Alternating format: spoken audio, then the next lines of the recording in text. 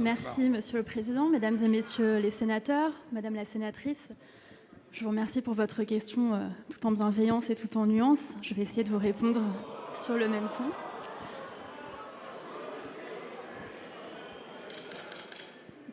Pardon de mon étonnement, mais je trouve assez surprenante l'espèce de mise en abîme dans laquelle vous nous plongez, parce que vous déplorez que l'on parle à Cyril Hanouna et vous-même, vous consacrez votre temps de parole au Sénat à parler de Cyril Hanouna. Ça me semble assez surprenant. Vous auriez pu parler de sujets dits sérieux, comme par exemple la semaine... Suivez, mais faites dans la modération pour une fois, hein.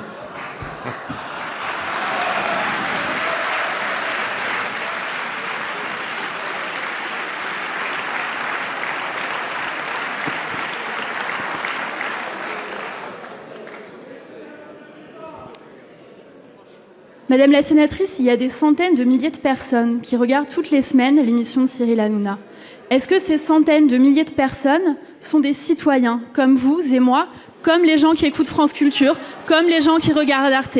Le grand débat national voulu par le président de la République et organisé par le gouvernement sous la surveillance des garants, sous l'autorité du Premier ministre pour l'organisation de ce débat, est d'ailleurs très bien organisé par mes collègues Emmanuel Vargon et Sébastien Lecornu, dont je veux là saluer la mobilisation exceptionnelle en un temps record. Eh bien, ce grand débat national, il vise à parler à tous les citoyens. Il n'y a pas de citoyens de seconde zone, Madame la sénatrice.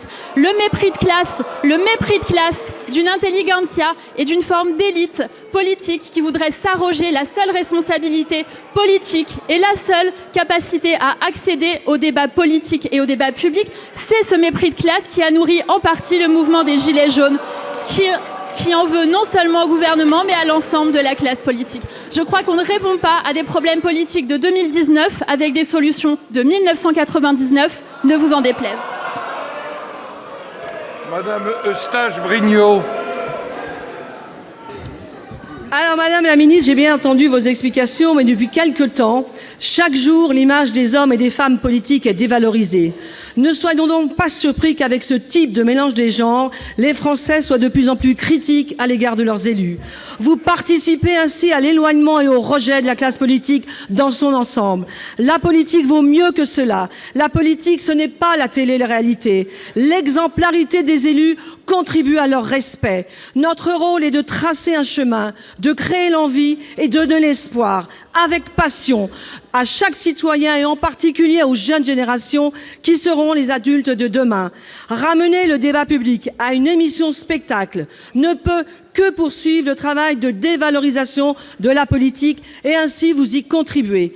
Mais peut-être est-ce voulu. Alors, comment aurions-nous pu imaginer un jour, mais c'est vrai, c'était un autre temps, Françoise Giroud co-animer une émission avec Guy Lux ou avec Léon Zitrone?